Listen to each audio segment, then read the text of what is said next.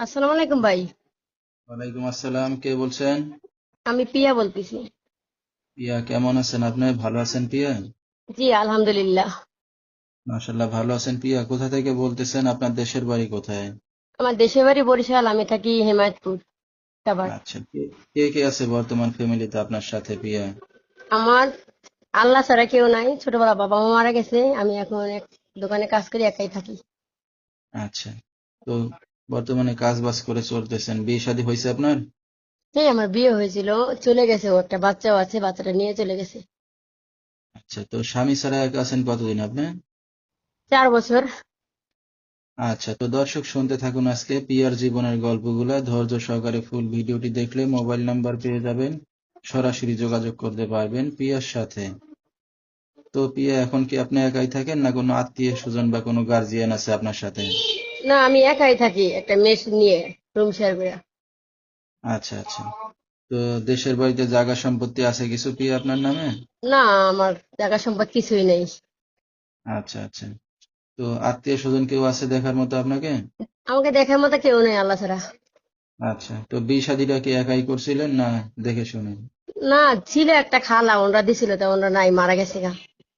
আচ্ছা আচ্ছা। তো এখন কি আপনার বাচ্চাটাকে আপনার স্বামী নিয়ে গেছে নাকি? হ্যাঁ, বাচ্চাটা নিয়ে গেছে, আর আমি একাই আছি। একা কাজ বাজ করে চলতেছেন। লেখাপড়া কত দূর করছেন আপনি পিয়া? আমি ওরকম লেখাপড়া করতে পারি নাই। আচ্ছা আচ্ছা।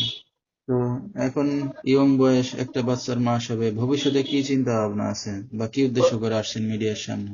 আমি এখানে আসছি যে একটা ভালো মানুষ যদি পাই, সে যেমনই হোক বয়স, যে আমাকে ভালোভাবে রাখতে পারবো, নামাজ কালাম পড়তে পারবো, যার অধীনে থাকতে পারবো, এরকম।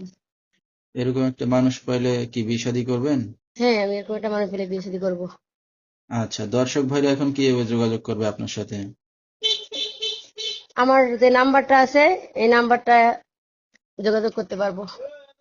নাম্বারটা বলতে পারবেন আপনি পিয়া? না, আপনি একটু বলে দেন। আচ্ছা, তো দর্শক আমরা শুনতেছিলাম পিয়ার জীবনের গল্পগুলা। যেহেতু বাবা মা নাই, এতিম মেয়ে, বিয়ের পরে স্বামীও ফেলে চলে গেছে, তো অনেকদিন যাবত একা আছে। তো কেউ যদি তার পাশে এসে দাঁড়াতে চান বা বিয়ে শাদী করতে চান, এই নাম্বারে যোগাযোগ করলে পিয়াকে পেয়ে যাবেন।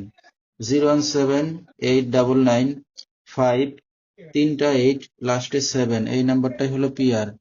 তো পিয়া, এই যে আপনার বিয়ে শাদী হয়েছে, একটা বাচ্চা আছে, তো কেমন পুরুষ চাচ্ছেন এখন বিয়ে শাদী করতে? আমি তো যেহেতু বিবাহিত, সে বয়স যেমনই হোক, আল্লাহ যা ভাগ্যে লেখে। আচ্ছা, মানে যেমনই হোক সমস্যা নাই, যদি দায়িত্ব নেই তাহলে বিয়ে শাদী করতে রাজি আছেন না? হ্যাঁ হ্যাঁ। আচ্ছা, তো আমরা অনুষ্ঠানের একবারই শেষ পর্যায়ে কিছু বলার আছে আপনার আর? না। আচ্ছা, তো দর্শক বিস্তারিত জানতে সরাসরি ফোন করবেন, ভিডিওর স্ক্রিনে নাম্বারটা পেয়ে যাবেন।